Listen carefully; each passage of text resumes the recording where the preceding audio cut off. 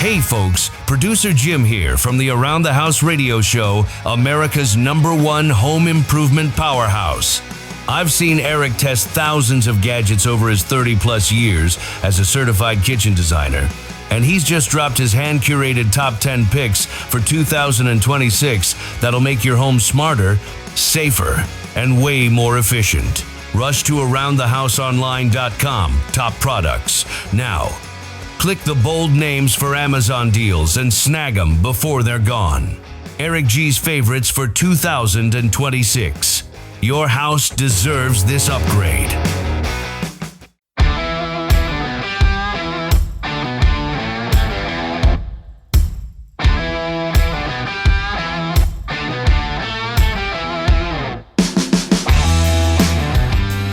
It's Around the House.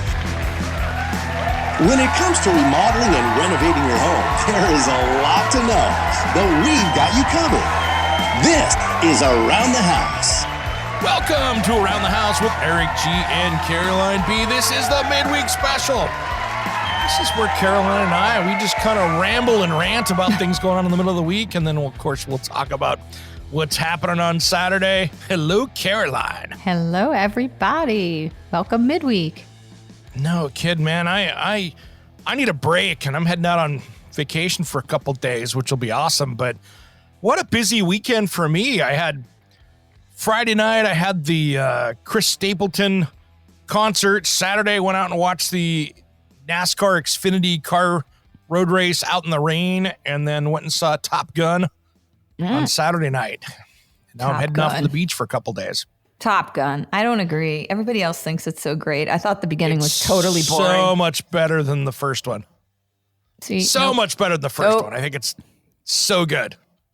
See, but I'm like, I don't know. I thought it was slow. I liked the ending. The beginning was boring. I could have fallen asleep, and then the middle got good, and then the end. It had me hooked in from start to finish. God.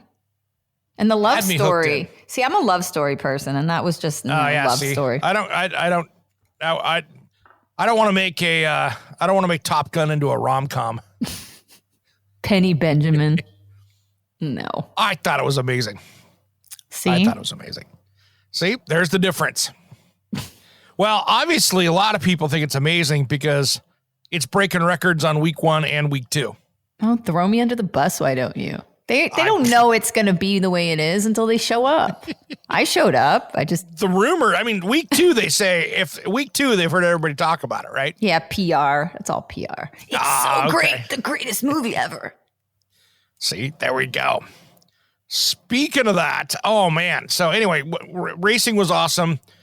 Typical Portland spring where we had rain all through the race, which made it for pretty good bumper cars. Had a great time there. But now that it's summertime, I wanted to talk about this. They released today Salt and Straw, which is here in my area. They are always mentioned by Oprah and all the stuff out there as the luxury ice cream. And we have these Salt and Straw places. They're known for the wacky flavors that taste good. So here is the first one that they have. And this is kind of meant for taking out on your picnic. This is their picnic. Cinnamon and honey fried chicken. Oh, yum. Slightly savory yes. and spiced with sudden pops of crackling texture. The ice cream brings together an unprecedented marriage of ice cream and fried chicken. You didn't think you even needed it until you tried this. So they start with fresh croissants torn into bits, deep fried chicken fat till crispy. So they take the deep fried chicken fat. So you got the crust like when you get KFC, Kentucky Fried Chicken, you have the chunks of course. That's the all the little grizzle. Nuggets in there. Yes, that's my favorite. In the middle of it. Oh my God. In the middle of vanilla ice cream. And then they got a little heat in there to make it a little spicy. And it's made with Azel's Fried Chicken, which is another Portland favorite here. That's Oprah's favorite fried chicken place in the country. This is starting to sound like Eric's meals, like pineapple mixed with sriracha, mixed with a little, tri-tip. You could make your own ice cream, Eric. So the next one, chocolate Nocino cherry pie. Oh, so they've got chocolate ice cream spiked with Nocino brandy and hunks of rustic cherry slab pie. I'll let you turn your phone off. And somebody's calling me. Sorry, guys. What the heck? So it's very cool. So it's basically brandy and rustic cherry pie slab all mixed in. It's pretty, oh man, here we go. I have this favorite liqueur that I put in it's a walnut liqueur that I put in my whiskey drinks. It has my favorite Stone Barn Distillery 3-year aged green walnut liqueur. Oh, with Oregon walnuts in it. I'm sold. There's my new one. I got to go to the store and get that today. See, all I think is when I hear walnut, I get migraines from walnuts. So I'm like, that's it's not just good. a massive headache. So I won't go too much dive deep. I'll give you the 3 other flavors: deviled egg custard and smoked black tea. Nah. Deviled egg? Pink rosé and watermelon sorbet. That sounds good. And then baked brie and fig cheesecake. My God. This is amazing. Yeah. And these What's just the you can get them in website? pints. What's the website? saltandstraw.com. It's amazing. Get some ice cream, people. Oh, It's yeah. incredible. So good. So good. So I was talking to my buddy. I went to high school with him. I'm going to leave names out of this just because, and cities, because we don't want listeners. If we're talking about somebody that's listening, we don't want to make this personal, if you know what I mean. So he moved into a development and the houses are pretty close together. You know how these new home developments are where they come in and put a bunch of homes in and they're small lots. And so he's had this battle with this 80-year-old-esque next door neighbor. From her walking out in the backyard and throwing birdseed all over the backyard and the rats and the rodents. Nice. To putting all these bird feeders on the fence, which when you put all that many bird feeders, he ends up having bird poop all over his deck and everything else because they're all hanging around there. Well, now she's been coming over and knocking on his door and freaking out because he has a fire pit in the backyard and she doesn't like the smoke. Mm-hmm. So now they've got multiple HOA complaints going back and forth because the HOA is involved and there's no rules against that, but she's mounted all this stuff up above the top of the fence like an old bed frame to climb roses up on, which you can't have. And so I'm watching this battle royale between two neighbors and the HOA. And I think on those situations, everyone is going to lose. That's terrible. So what's her gripe, though? So her gripe is she doesn't want smoke, but she's allowed to attract birds, which cause bird mites. And let me tell you, if you get bird mites in your home, you'll be calling me. You'll end up with bites all over your body. So birds actually carry mites that can be really, really highly just cause infestations in your home. But anyway, so what's her gripe? She doesn't want smoke and she doesn't like him out there with the fire pit. And so she was complaining that I guess in that county, the fire pit has to be, if it's within 15 feet of a fence, it has to be, that wood fence has to have like a metal piece on it to keep it from burning.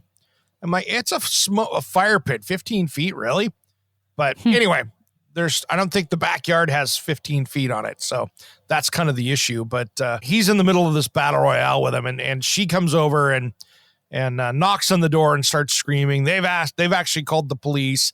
It's getting to be interesting, and I feel bad for everybody involved, but everybody be good with your neighbors out there. Figure stuff out, talk it out. Don't have these kind of battles because life is too stressful by itself to put in the battle with the neighbors. I have the best neighbors in the world. I love my neighbors here. And when you have bad neighbors or a bad relationship with the neighbor, maybe you're the bad neighbor, but it's one of those things. Just everybody be cool and get along. Yeah, no, that sounds not enjoyable. Not enjoyable.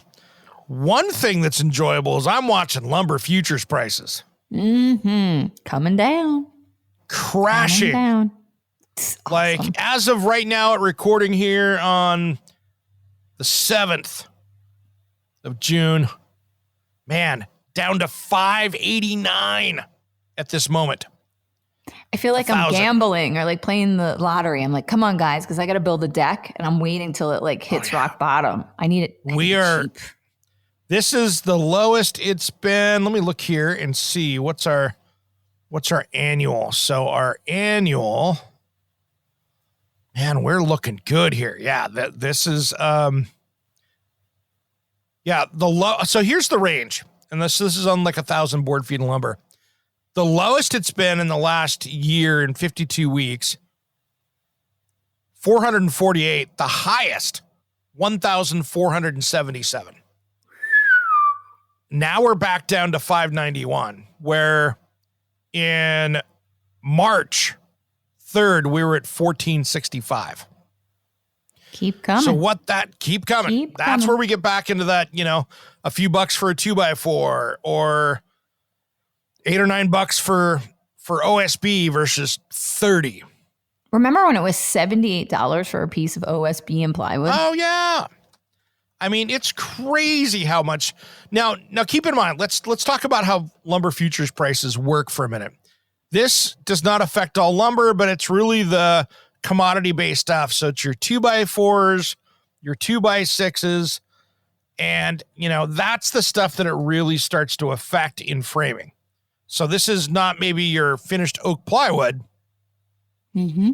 But when you look at that, so right now, for instance, a sheet of OSB at my Home Depot is $28.25. Now, this stuff here was bought a month ago, right? So It was on the future prices for a month ago. So if I do that and go back and look at how that affects things, a month ago, our lumber future prices were double what they were now. So I would expect to see, we're going to be back down. $12 plywood? Yeah, we'll see $12 plywood at this pace. Nice. By the end of summer. Because I think that's August, September delivery. So you kind of get an idea of where that's at. So as soon as we burn through the inventory that we have, that's kind of how that works. So I should plan to build my deck in like September or October.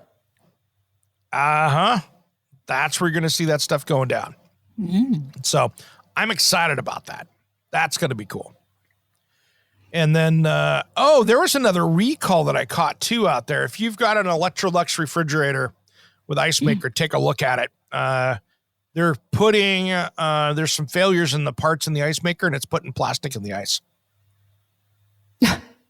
Oh my gosh, they'd be calling me. Could be a choking or injury hazard. Yeah, don't do that. I've choked on plastic before. It's not a good plan. That's not good.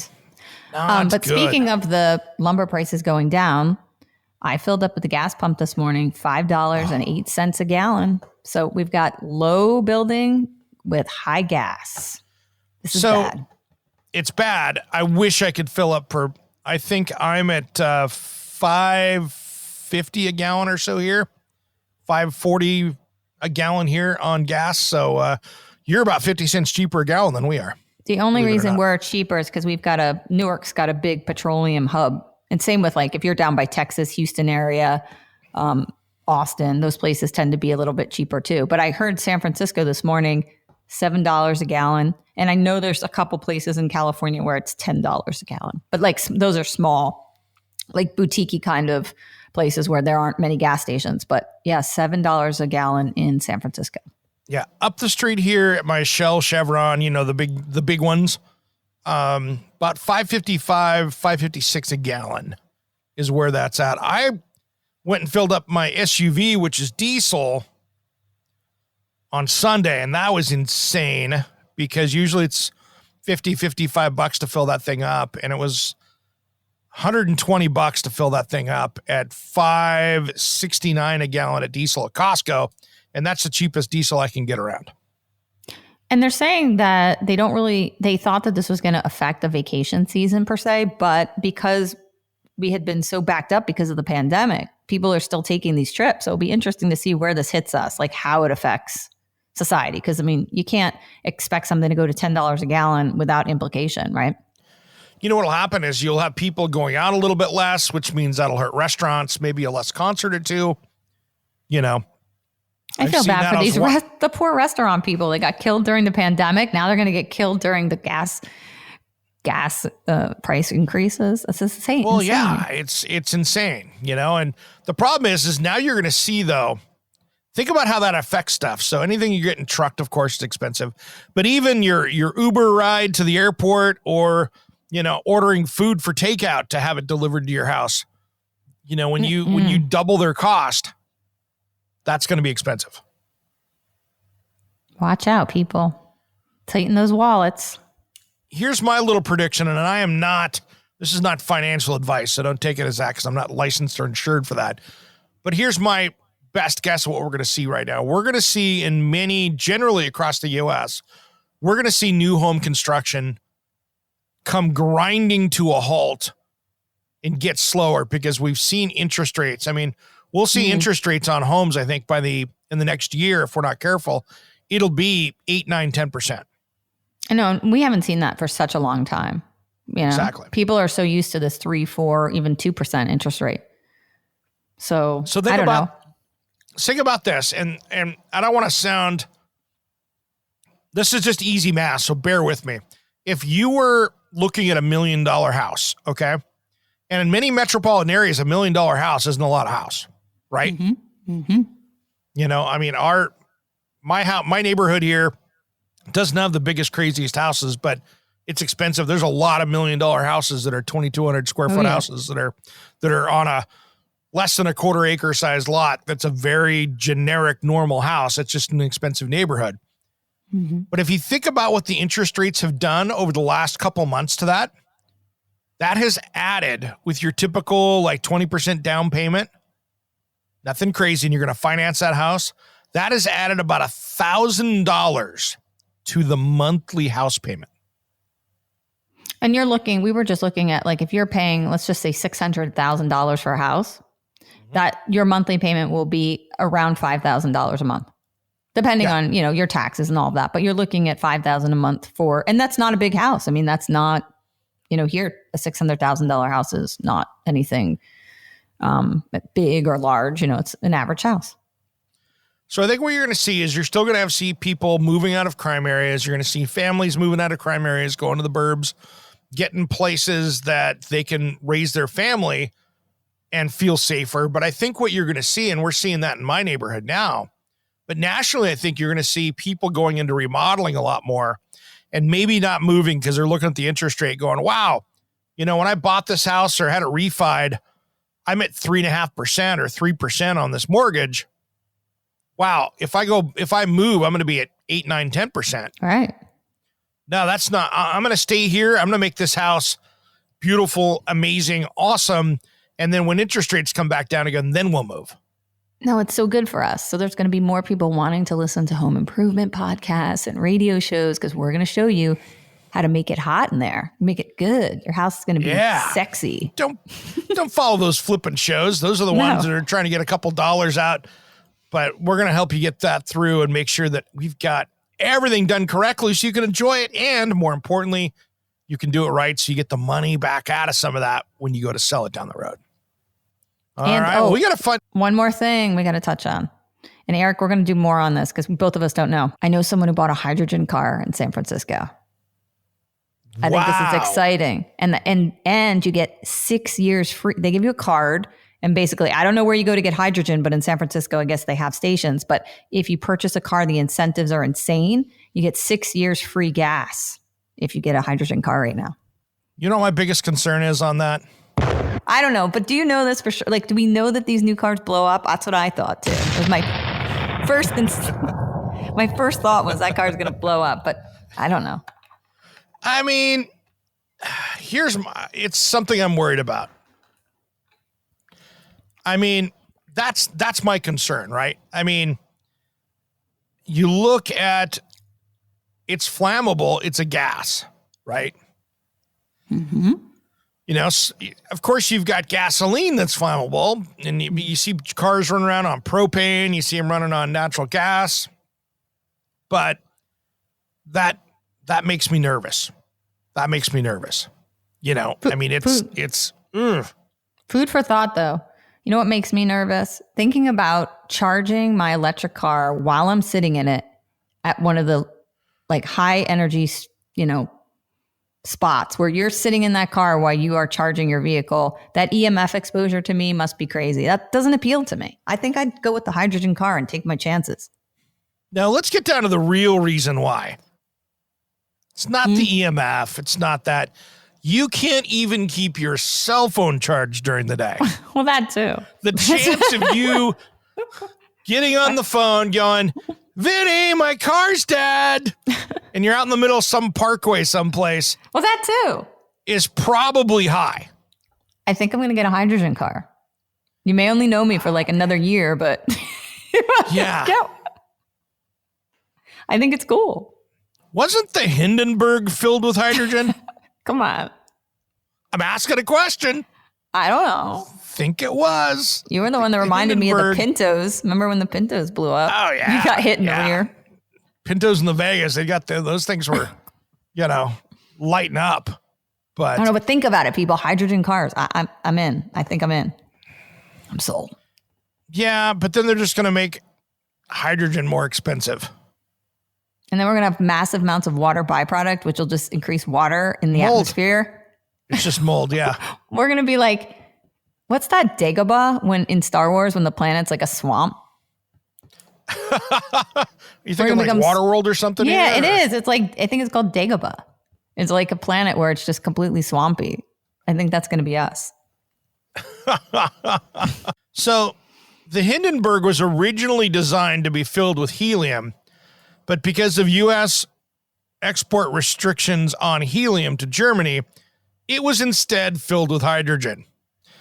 And the official cause of the Hindenburg disaster was due to a discharge of atmospheric electricity near a gas leak on the ship's surface. Not sure if I want that in my car. So wait, what? There was a leak and then it ignited?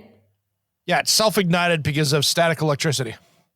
Oh, so you can't use your cell phone and drive around in your hydrogen car. It sounds like a bad plan. Well, I'm not saying that at all, but that's, Like, don't take your sheets directly, or no, your clothes out directly out of the dryer and then pop in your car because there might be an issue. Could you imagine?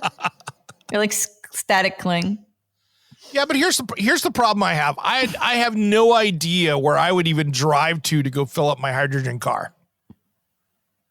You're closer. You think finding an electrical charger is, right? You're going to have to drive to San Francisco. How far is that? 14 hours, not 12 hours. Yeah, no. Hold on, Julie. I'm going out to get gas. I'll be back in 14 hours. Yeah, which of course you don't have enough range for that. So yeah, that's awesome. But I'm going to put that, I'll be honest, I'll put the hydrogen car thing kind of when they used to be running when you used to be able to get the flex fueled cars that would run on the alcohol on the E85. It was interesting, but you could never find pumps for it. Where it was 85% ethanol and 15% fuel. He's not talking me out of it. I think I'm going to go with one. All right. If I can get a pump, I just need to get a pump nearby.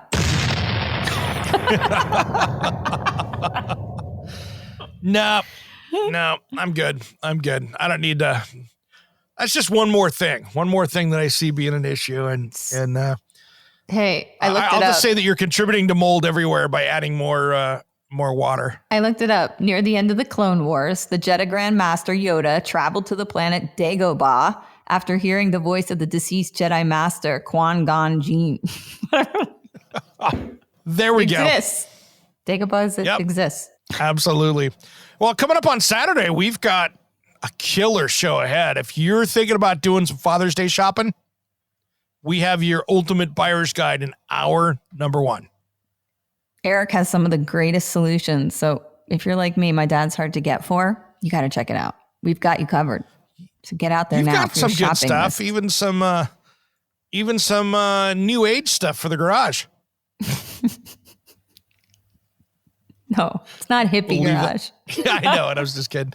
But and then hour number 2, we're going to be talking about drains and designing that cool shower drain if you're doing a shower, or even using it on your outside deck or driveway. So those cool linear drains.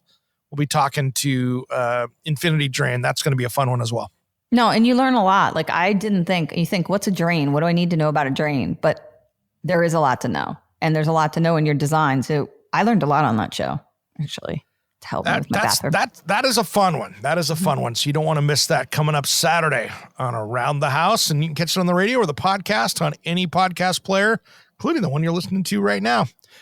All right, Caroline, should we call it a day? I got to get packed. I'm going to head to the beach. Look at you. Exactly. I'll take it. I need the break. Do you need the break? Oh, wait, you've had a break all week. I'm planning a vacation, though, but there you go. I'll tell you about that in a different episode. All right. I'm Eric G. And I'm Caroline B. And you've been listening to Around the House.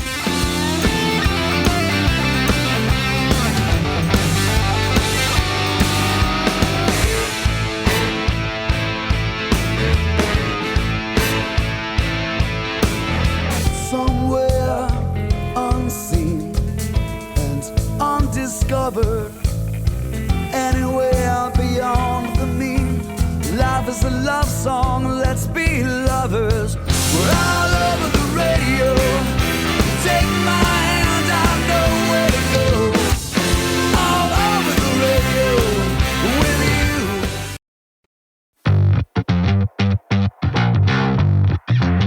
you. Hey folks, Jim here, producer of Around the House Show. You're loving the audio tips right now, but here's something new.